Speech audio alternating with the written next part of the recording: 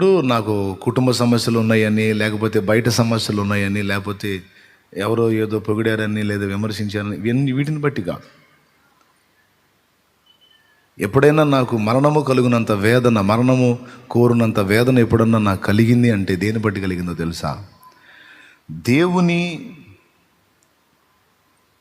ఎక్కువగా నేను సేవించలేకపోతున్నాను, దేవునికి ఎక్కువ తృప్తి కలిగించే విధంగా నేను ఉండలేకపోతున్నాను, దేవునికి ఇంకా ఎక్కువగా నమ్మకంగా నేను ఉండాలి కానీ ఉండలేకపోతున్నాను, దేవునికి ఇంకా సమీపంగా నేను వెళ్ళాలి కానీ వెళ్ళలేకపోతున్నాను, ఆ అవకాశం నాకు దొరకట్లేదు, అడ్డగించబడుతున్నాను, వెనక్కి నెట్టివేయబడుతున్నాను. నాకు ఇవన్నీ ఏమీ వద్దు, నాకు యేసయ్యకు దగ్గరగా ఉండటం కావాలి, యేసు కావాలి, యేసుతో జీవితం కావాలి, యేసుతో సాంగత్యం కావాలి, యేసుకు నాకు మధ్య ఏది తట్టుకోలేకపోతున్నాను, నాకు ఆయన కావాలి. ఒకవేళ ఆయనకు సంతృప్తికరంగా సంతోషకరంగా నేను ఉండకపోతే ఆ జీవితమే నాకొద్దు, దానికి ప్రతిగా నాకు మరణమే కలగాలి. ఇది నేను ఇప్పుడు మాట్లాడటం కాదు, కొన్ని సంవత్సరాల క్రితమే ఒక పాటలో పాడుకున్నాను. అమ్మైన మరచేను కొన్ని వేళ, మరొక నువ్వు కాచేవు అన్ని వేళ, నా మంచి స్నేహితుడా మరువలేను నీ ప్రేమ, నీ ప్రేమ మరచుట కంటే మరణమే మేలు సుమా. గుర్తుందా? కొంతమంది వినలేదేమో ఈ పాట, విన్నారా? వింటే గుర్తు వస్తుంది. ఏం పాట అది? యేసుని అనురాగం నిజమైన మమకారం అనే పాట. అక్కడ నిన్ను వీడి బ్రతకడం కంటే చచ్చిదేమను. కాబట్టి నేను ఎక్కువ ఎప్పుడన్నా కృంగిపోయాను, ఎప్పుడన్నా దుఃఖపడ్డాను అంటే ఆయనను కలవవలసిన రీతిలో సరిగ్గా కలవలేకపోతున్నాను, ఆయన్ని సమీపించలేకపోతున్నాను, స్పర్శించలేకపోతున్నాను, ఆయన ఏదో నాకు దూరమైనట్టు అనిపిస్తుంది, నా చర్యలలో నేను ఆయన్ని ఎక్కువ బాధ పెడుతున్నట్టు అనిపిస్తుంది. అలా ఈ వేదన కలిగినప్పుడు నా హృదయం మరణాన్ని అపేక్షించింది. ఇది అంటే మీలో కొంతమందికి డౌట్ కదా, ఏమొచ్చిందిరా నీకు, నువ్వు సాగును కోరటానికి కారణం ఏంటన్నాడు అనుకుంటారు కదా. ఏమొచ్చిందంటే ఇది వచ్చింది. క్లారిటీ ఉంది కదా? రైట్. నిద్రపోతున్న వాళ్ళు గట్టిగా స్తోత్రం చెప్దాం. ఇంకోసారి చెబుదాం. నాకు తెలుసుగా మీరు చెబుతానే ఉంటారు. నేను నిద్రపోతున్న వాళ్ళని చెప్పమంటే మీరు లేచి ఉన్న వాళ్ళు చెబుతారు. మీరు స్తోత్రం అని ఒక్కటే అంటారు కానీ ముందేం చెప్పారు వినరు. మెలకుతున్న వాళ్ళు చెబుదాం. కానీ ఇప్పుడు నేను 4 రకాల బలహీనతలు చెప్పా. మొదటిది ఏంటి? జ్ఞాన విషయంలో బలహీనత లేదా క్యారెక్టర్. మొదటిది క్యారెక్టర్ విషయంలో బలహీనలో, రెండవది జ్ఞాన విషయంలో బలహీనలో, మూడవది శరీర బలహీనత అండి. వామ్మో, మర్చిపోయినారా? 3. 4వది నిరాశ, సాతాను కలిగించేటువంటి కృంగుబాటు అనే బలహీనత. అన్నీ బాగానే ఉంటాయి. కొంతమంది ఊరికని దిగాలుగా కూర్చుంటారు. ఎప్పుడన్నా చూడ మొఖాల్లో కళా కాంతి ఉండదు, మొఖాల్లో ఎప్పుడు ఏదో నిరాశ, నిస్పృహ. సాతాను చేసే మోసం అది. అందుకే దీనికి వ్యతిరేక పదం ఆత్మ ఫలములో చెప్పాడు. అయితే ఆత్మ ఫలమేమనగా, గలతీ పత్రిక 5:22లో ఆత్మ ఫలమేమనగా ప్రేమ, రెండవది సంతోషం. నీకున్న దానిలోనే, నీ ఉన్న స్థితిలోనే దేవుని బట్టి నువ్వు సంతోషంగా ఉంటూ నేర్చుకో. హల్లెలూయా. సాతాను నిరాశలు తెస్తాడు. అందరిని చూడు, నిన్ను చూసుకో, వాళ్ళు అలా ఉన్నారు, వీళ్ళు ఇలా ఉన్నారు, నువ్వు ఎలా ఉన్నావు, నీ బతుకెందుకు ఎట్లా ఉంది అని వాళ్ళని వీళ్ళని చూపించి, నీకు చూపించి ఈ లూసిఫర్ చేసే పనులన్నీయే. అన్నీ బాగున్నా సరే నిన్ను నిరాశలోకి నెడుతుంటాడు వాడు. నీకున్నంతలో నువ్వు మంచిగానే ఉన్నావు, దేవునికి స్తోత్రం. దీనికి వ్యతిరేకంగా పౌలు మాట్లాడుతూ జైల్లో తానుండి నేను జైల్లో ఉండి కూడా హ్యాపీగా ఉన్నాను. మీరు విడుదల పొంది ఉన్నారు, బయట ఉన్నారు, స్వేచ్ఛగా ఉన్నారు. మీరు ఆనందించకపోవడానికి కారణం ఏముంది? మీరు చింతపడి కృంగిపోవడానికి కారణం ఏముంది? దేనిని గూర్చి చింతపడకుడి కానీ ప్రతి విషయమును గూర్చి కృతజ్ఞతాపూర్వకముగా ప్రభువునకు విజ్ఞాపన ప్రార్థన చేసి అన్ని అప్పజెప్పండి. అప్పజెప్పి మేమేం చేయమంటావయ్యా? ప్రభువునందు ఆనందించండి, మరలా చెప్పుదును ఆనందించండి. 2 సార్లు చెప్పాడు. ప్రభువునందు ఆనందించు, ప్రభువులో సంతోషించు, ప్రభువులో పరవశించి పాడు, ప్రభువులో పులకించు, తన్మయించు, సంతోషించు, ఉల్లసించు, ఉత్సహించు. ప్రభువునందు ఆనందించటం వలన మీకు బలం కలుగుతుంది. హల్లెలూయా, చెప్పు గట్టిగా. అది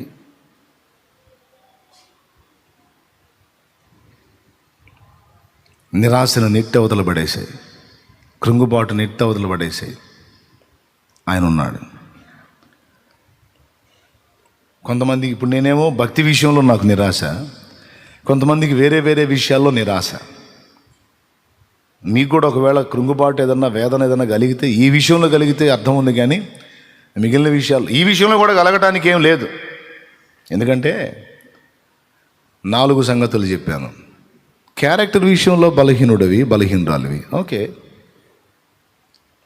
పుడతా ఎవరు పరిపూర్ణులు కాదు. పుట్టినవాడు పెరిగి పెద్దయి కొంచెం కొంచెం ఎదిగి ఒక అంతస్తుకు వచ్చినప్పుడు కంప్లీట్గా ఆ వ్యక్తి పరిపూర్ణత్వం అనేది అతనిలో వెల్లడవుతుంది. పుట్టిన బిడ్డ వెంటనే పరిగెత్తగలడా?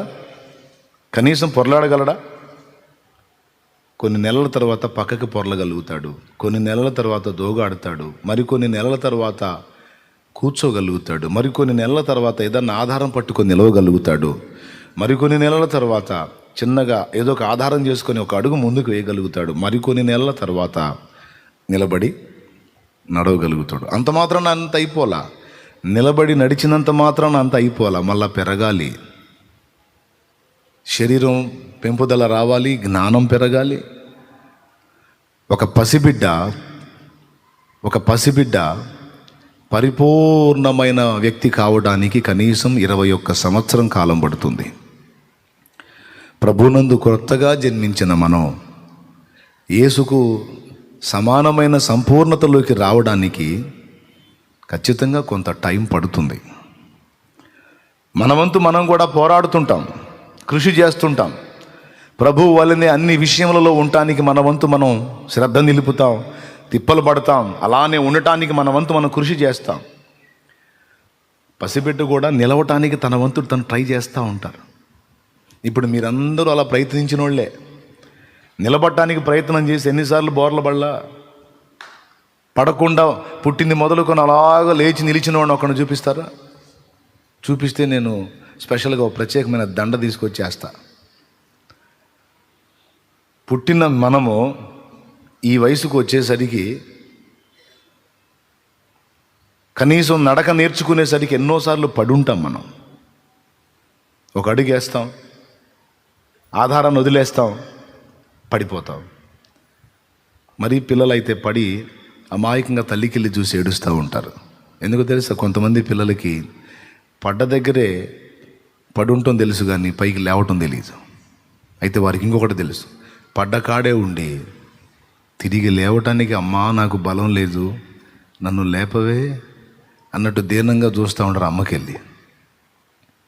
అప్పుడు అమ్మ ఏం చేసేది తెలుసా? పరిగెత్తుకుంటా బలహీనుడై ఉన్న కుమారుణ్ణి కుమార్తెను లేపటానికి తన హస్తబలమును ఉపయోగించి పైకి లేపుతుంది. హల్లెలూయా.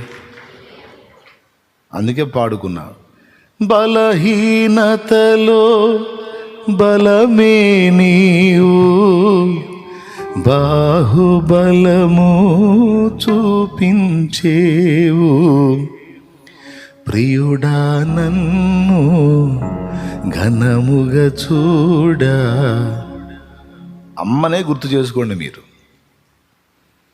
నడుస్తా ధన్వని పడ్డామనుకో, దగ్గరికి వచ్చి పెట కొట్టిద్దా? ఎన్నిసార్లు పడతాడా దరిద్రుడా? ఎన్నిసార్లు పడతావు? పనికి మనోడు లే అని కొట్టిద్దా? పడి కూలబడి ఏడుస్తూ ఉంటే జాలి పడుద్ది. జాలిపడి లేనన్న అని పక్కన వాళ్ళు అడిగిద్ది. ఎందుకు ఇంత వీక్గా ఉన్నాడు వీడు, కాస్త వాడికి పుష్టి తక్కువగా ఉందమ్మాయి, కాస్త నువ్వు మంచి ఆహారం పెట్టు వాడికి అని ఏదో సలహా చెప్తారు. ఆ రోజు పని కట్టుకొని ఇక వాడికి నిలకడకు కావాల్సిన శక్తి సమకూడున్నట్లు వాడికి స్పెషల్ ఫుడ్ ఐటెం రెడీ చేసి ఇక పెడతా ఉంటుంది. ఆ తల్లి తపన ఏంటంటే మంచి ఆహారం పెట్టాలి, వీడు ఊరికినే పడిపోతున్నాడు, వీడిని బాగా నిలబెట్టాలి అని వాడికి నడక నేర్పాలని తల్లిగా తన పోరాటం ఎట్లా చేస్తుందో తెలుసా? అదొక పనిగా పెట్టుకుంటుంది వాడికి నడక నేర్పటం.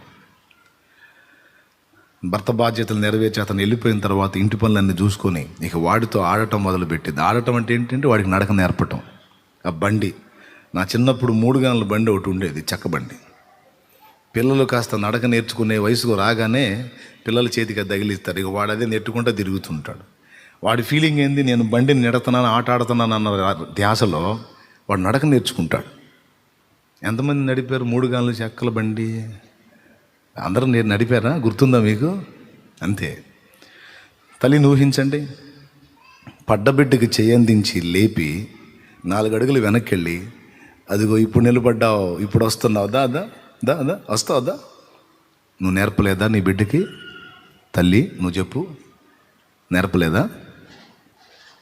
తమ్ముడా నువ్వు నేర్పలేదా? అన్నా నువ్వు నేర్పలేదా నీ బిడ్డకి? దా ఇప్పుడు నడుస్తున్నావు దా. అది వచ్చేసావు. అబ్బా ఎన్ని కుస్తీలో.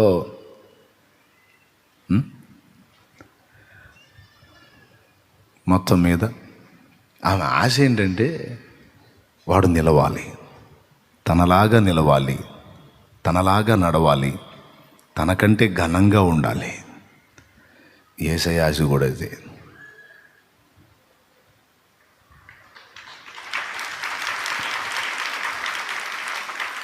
నువ్వు ఊరికనే జారిపోతున్నావు, ఊరికనే పడిపోతున్నావు, ఊరికనే కృంగిపోతున్నావు, అసలు ఏంటి నువ్వు అని విసిగించుకోడు. బాధపడవాకు, నేనున్నాగా. నీకు చేత కాకపోతే నేను నడిపిస్తా, నా చేతిని అందిస్తా, నడుస్తావు, నిలుస్తావు, గెలుస్తావు. ఎప్పటికీ యేసయ్య హృదయంలో ఉన్న ఆశ ఒక్కటే, నువ్వు ఘనంగా ఉండాలి, నువ్వు ఘనంగా ఉండాలి. నిన్ను ఆధారం చేసుకొని ఆయన ఘనత పొందాలనేది సెకండ్. అసలు ఒక తండ్రిగా ఆయన మనకు ఒక తల్లి, తండ్రి, అన్న, ప్రియుడు, అన్నీ ఆయనే. అన్నీ ఆయనే అయిన ప్రభు హృదయంలో ఉన్న గొప్ప వాంఛ ఏంటంటే ఆయన ఆల్రెడీ గనుడు, ఆయన ఆల్రెడీ గొప్పోడు. మరి ఘనుడైన తండ్రి, గొప్పవాడైన తండ్రికి బిడ్డ విషయంలో ఏముంటుంది? వీడు కూడా ఘనతకెక్కాలి, ఈమె కూడా ఘనత పొందాలి. బలహీనతలో బలమే నీవు, బాహుబలము చూపించేవు, ప్రియుడా నన్ను ఘనముగా చూడ పరితపించేవుగా,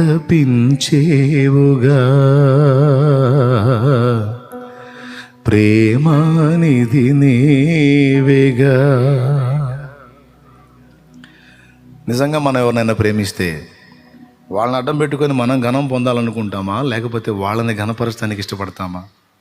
మనలో మన మాట మీరు చెప్పండి. వాళ్ళు ఘనంగా ఉంటే చూడాలని ఆశిస్తామా? 7 సార్లే మనమే ఘనంగా ఉందాం అనుకుంటామా? మనం ఎవరినైనా హృదయపూర్వకంగా ప్రేమిస్తే వాళ్ళు బాగుండాలి, వాళ్ళు ఘనంగా ఉండాలి, వారు గౌరవనీయంగా ఉండాలి, వారు ఉన్నతంగా ఉండాలని కోరుకుంటామా లేదా?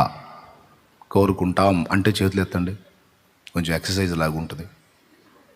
దేవునికి స్తోత్రం, హల్లెలూయా. ఇప్పుడు చెప్పు, యేసయ్య నిన్ను ప్రేమిస్తున్నాడా లేదా? ఎంత ప్రేమిస్తున్నాడు?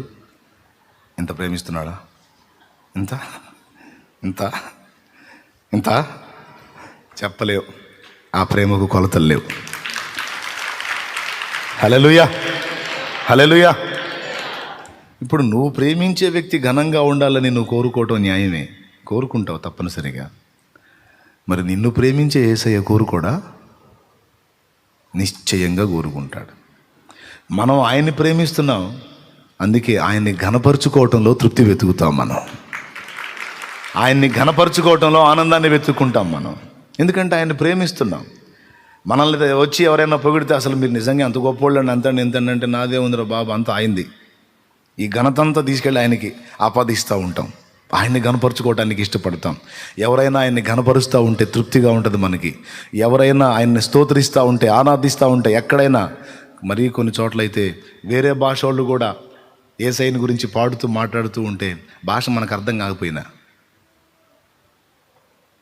ఆ స్తోత్రం, ఆ స్తుతి అనే పదాలు అర్థమైనా, హల్లెలూయా అనే పదం అర్థమైనా, ఇది యేసయ్యదే, వీళ్ళంతా ప్రభువునే మహిమపరుస్తున్నారని ఎంత ఆనందంగా ఉంటుంది మనకి, ఎంత సంతోషంగా ఉంటుంది.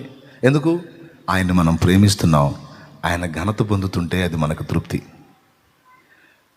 సేమ్ ఫీలింగ్ యేసయ్యకి కూడా. నేను వీరిని ప్రేమిస్తున్నాను, వీరు నా వల్ల ఎప్పుడు ఘనత పొందుతారో, ఎప్పుడు వీరు ఘనంగా తయారవుతారో అని ఆయన ఆశ. తల్లి కోరిక కూడా అదే. ఒకవేళ తల్లి ఘనురాలై ఉంటే నాకంటే ఘనతకెక్కాలి నా కొడుకు, నా కూతురు అనుకుంటుంది అమ్మ. నాన్న ఘనుడై ఉంటే నాకంటే ఘనంగా నా పిల్లలు తయారు కావాలి అనుకుంటాడు. ఇంకా చెప్పాలంటే తండ్రిగా ఉన్న అతన్ని ఘనపరిచే దానికన్నా ఆయన పిల్లల గురించి అవతలి వాళ్ళు ఘనంగా మాట్లాడుతుంటే ఇతడు లోకాన్నే జయించినంత ఆనందంగా ఫీల్ అవుతుంటాడు. నువ్వు చెప్పు బ్రదర్, జనం నిన్ను ఘనంగా మాట్లాడితే బాగుంటుందా, నీ సంతానాన్ని ఘనపరిచి మాట్లాడితే నీకు ఎక్కువ తృప్తిగా ఉంటుందా? చెప్పు, నిజం చెప్పు. ఎవరిని ఘనంగా మాట్లాడితే తృప్తిగా ఉంటుంది? అసలు మనల్ని గొప్పగా మాట్లాడితే మనకేం ఉండదులే, కానీ కొంచెం ఏదో ఉంటుంది. కానీ మన పిల్లల్ని ఘనంగా మాట్లాడితే నా జీవితం ఇక సాఫల్యమైంది కదా, నాకు పుట్టిన వారు ఘనత పొందారు కదా, ధన్యులయ్యారు కదా, ఇక ఇంతే చాలన్నట్టు అంత తృప్తి కలిగిద్ది. ప్రైజ్ ది లార్డ్, హల్లెలూయా. యేసయ్య కూడా అంతే. ముందే చెప్పా కదా, తల్లి తండ్రి అన్నీను ఆయన.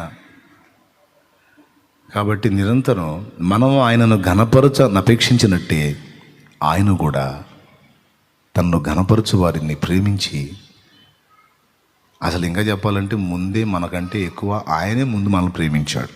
ఇది నిజం. కాబట్టి ముందే ఆయనే మన ఘనతను వెతుకుతూ ఉంటాడు. అందుకే ఈ పదం పాడుకున్నా. తప్పా రైటా? ఎందుకయ్యా నా గురించి నీకు ఇంత రంది, ఇంత ఆసక్తి ఏమయ్యా, ఎందుకు పనికొస్తాను నేను? ఒరే నిన్ను కన్నానురా, నేను కన్నవాడిని వదిలిపెట్టి నువ్వు దారి మళ్ళీపోతే రక్తం ఇచ్చి మళ్ళా నిన్ను కొన్నానురా. ఈ ప్రపంచంలో, ఈ విశ్వం అంతటిలో అందరికంటే అన్నిటికంటే శ్రేష్టమైంది నువ్వే. నాకు నువ్వే నువ్వే నువ్వే నువ్వే నువ్వే నా పోలికవు, నా స్వరూపానివి, నా ప్రతిరూపానివి నువ్వే. అది దేవుడు చెప్తున్న మాట. ప్రపంచం వల్ల నేను విశ్వం అన్నా. విశ్వం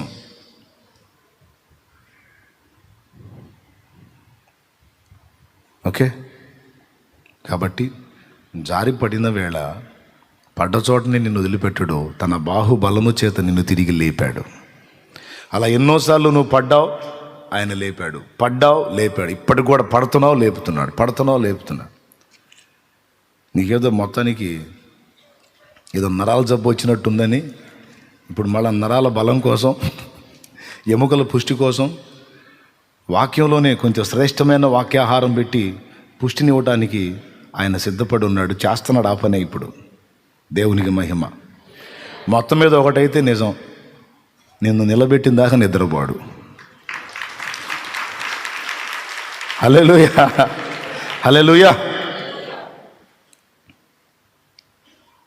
ఏముంది, ఒక పాటే కదా. చూడు, దాని వెనక ఒక ప్రసంగం ఉంది. దేవునికి స్తోత్రం. ఇప్పుడు అందరూ పాడండి.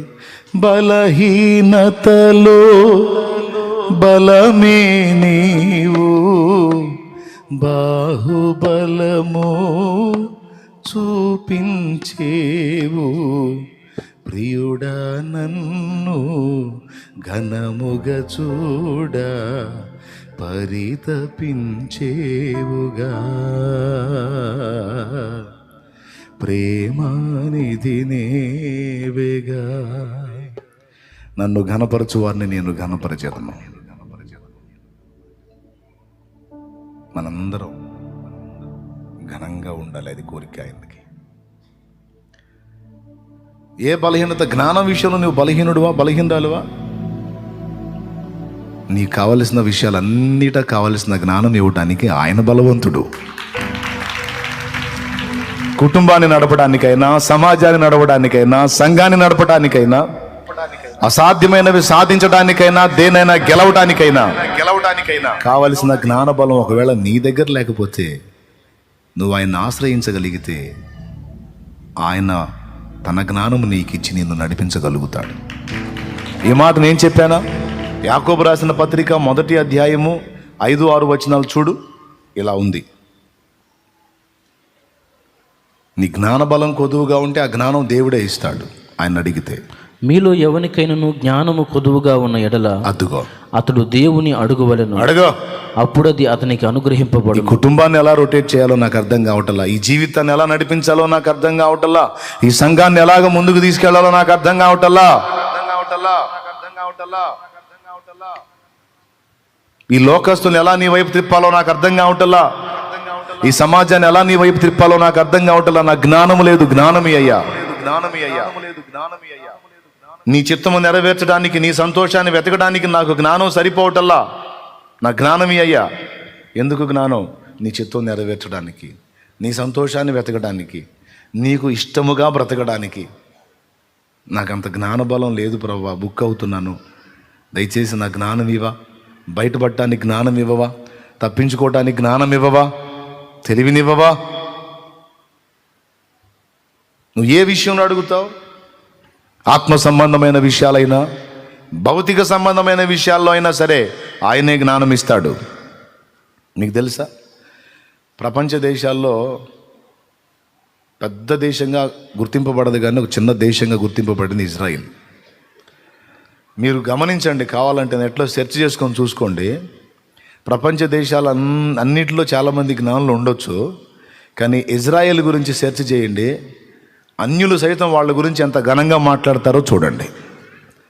మనమంటే బైబిల్ ఎరిగిన వాళ్ళం కాబట్టి వాళ్ళ గురించి గొప్పగా చెప్పుకుంటున్నాం, కానీ బైబిల్ని ఎరగనటువంటి అన్యజనులు వాళ్ళ ఐడియాలజీ గురించి ఎంత పొగిడి మాట్లాడతారో చూడండి, మీరు సెర్చ్ చేయండి. మైండ్ బ్లోయింగ్ అన్నమాట. ఎంత జ్ఞానమో! అంత జ్ఞానం ఎలా వచ్చింది వాళ్ళకి అంటే అది దేవుని చేతనే అనుగ్రహించబడింది. ఈరోజు మనం వాడుతున్నటువంటి వస్తు సామాగ్రి మొత్తం చాలా వరకు యేసు ప్రభువుని నమ్మిన బిడ్డలు కనిపెట్టినాయే. మన చొక్కాయికున్న బొత్తం దగ్గర నుంచి ఇది కుట్టిన మిషన్ దాకా, నేను పట్టిన మైకు దగ్గర నుంచి పెట్టిన కళ్ళజోడు దాకా అన్నీ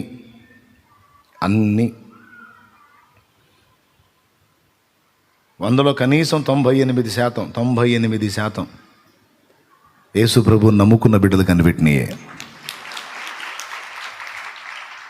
ఫ్యాన్ దగ్గర నుంచి, లైట్ దగ్గర నుంచి ప్రతిదీ చూసుకో కావాలంటే వాళ్ళే. అంటే అందరి వంటి ఆలోచన కాకుండా భిన్నంగా ఆలోచించి, డిఫరెంట్గా ఆలోచించి, కొత్త ఆవిష్కరణలను చేసి ప్రజలకు సౌకర్యం అన్ని అందుబాటులోకి వచ్చేటట్టు చేయడానికి వారికి దేవుడు జ్ఞానం ఇచ్చాడు. అదనపు శక్తి అన్నమాట, అదనపు తెలివి, అదనపు జ్ఞానం. హల్లెలూయా. అది భౌతికమైందా, ఆత్మీయమైందా? ఆత్మీయమైంది కాదు. సైంటిస్టులు కనిపెట్టినవి అన్నీ శరీర సంబంధమైనవి. ఏ సంబంధమైనవి? శరీర సంబంధమైనవి. ఫ్యాన్ ఆత్మ సంబంధమైందా? మరి ఎవరు ఆత్మ సంబంధమైన అంది? చెప్పేటప్పుడు జాగ్రత్తగా వినాలి. భౌతిక అంటే భూ సంబంధమైన, శరీర సంబంధమైన ఈ వస్తువులన్నీ శరీరానికి ఉపయోగపడేవి కదా. కాబట్టి ఆ విషయాల్లో కూడా వాళ్ళకంత ఐడియాలజీ ఎవరి ద్వారా వచ్చింది? దేవుడే అనుగ్రహించాడు. ఎలా? బైబిల్ని ఎరిగి ఉన్నారు, వాళ్ళు బైబిల్ చదివి ఉన్నారు, శాస్త్రవేత్తల్లో కనీసం 90% శాస్త్రవేత్తలు బైబిల్ ఎరిగిన వాళ్ళే, 90% మంది. ఇంకా పెచ్చే ఉంటారు. కావాలంటే పరిశీలించుకోండి. అంటే మిగిలిన వాళ్ళకి లేని అదనపు జ్ఞానం దేవుని ద్వారా వీళ్ళకి అనుగ్రహించబడింది. ఎందుకు ఇవ్వడు నీకు? శరీర సంబంధమైన విషయాలు కూడా కావలసిన జ్ఞానాన్ని దేవుడు ఇవ్వగలడు. ఆత్మీయ విషయాలకు సంబంధించిన జ్ఞానాన్ని కూడా దేవుడు ఇవ్వగలడు. స్తోత్రం చెప్పు చెల్లి, చెప్పు గట్టి చెప్పు. ఇవ్వగలడా లేదా? ఏం చేయాలి? మనం అడగాలి. వీరి మధ్య ఎలా నడుచుకోవాలో అర్థం కావట్లేదు ప్రభా. తిట్లు తింటానన్నయ్యా, తెలివిని అయ్యా. ఈ మనుషుల దగ్గర ఎలా ప్రవర్తించాలో అర్థం కావట్లేదు ప్రభా. ఎంత జాగ్రత్తగా బతికినా ఏదో ఒక వంక పెడుతున్నారు నాయన, తెలివిని అయ్యా. ఎవరి ఎదుట ఎలా ప్రవర్తించాలో, సాతాను వేసే ఉచ్చులను ఎలా తప్పించుకోవాలో, శత్రువు చేసే మోసాన్ని ఎలా చిత్తు చేయాలో, ఏ ఘట్టములో ఎలా ఆలోచించాలో, ఏ ఘట్టంలో ఎలా వ్యవహరించాలో, ఏ సన్నివేశంలో ఎలా ప్రవర్తించాలో నాకు తెలివి లేదు ప్రభా. జ్ఞానమి అని అడుగును, తప్పకుండా దేవుడు అనుగ్రహిస్తాడు. తనను అడుగు వారికి నిశ్చయముగా ఆయన అనుగ్రహించును. చదువు కావాలంటే అక్కడే చూడు. మీలో ఎవరికైనాను జ్ఞానము కొదువుగా ఉన్న ఎడల, ఫలానా దానికి సంబంధించిన జ్ఞానం అన్నాడా? శరీర అవసరాలకు కావాల్సిన జ్ఞానం అన్నాడా? ఆత్మీయ అవసరాలకు కావాల్సిన జ్ఞానం అన్నాడా? నో, జ్ఞానం అన్నాడు. అది దేనికి సంబంధించింది ఆయన? స్తోత్రం. నూనె రాసి ప్రార్థన చేయాలి అన్నాడు. శనగ నూనె చెప్పలా, కొబ్బరి నూనె చెప్పలా, నువ్వుల నూనె చెప్పలా, ఇంకొక నూనె చెప్పలా. నూనె రాసి ప్రార్థన. ఇక ఏ నూనెైనా వర్తిస్తుంది దానికి. జ్ఞానము కొదువుగా ఉంటే అంటే దేనికి సంబంధించిన జ్ఞానమైనా చదువు. అతడు దేవుని అడుగువలను, అడుగు, అప్పుడు అది అతనికి అనుగ్రహింపబడును. ఆయన ఎవరిని గద్దింపక అందరికి ధారాళముగా దయచేయువాడు.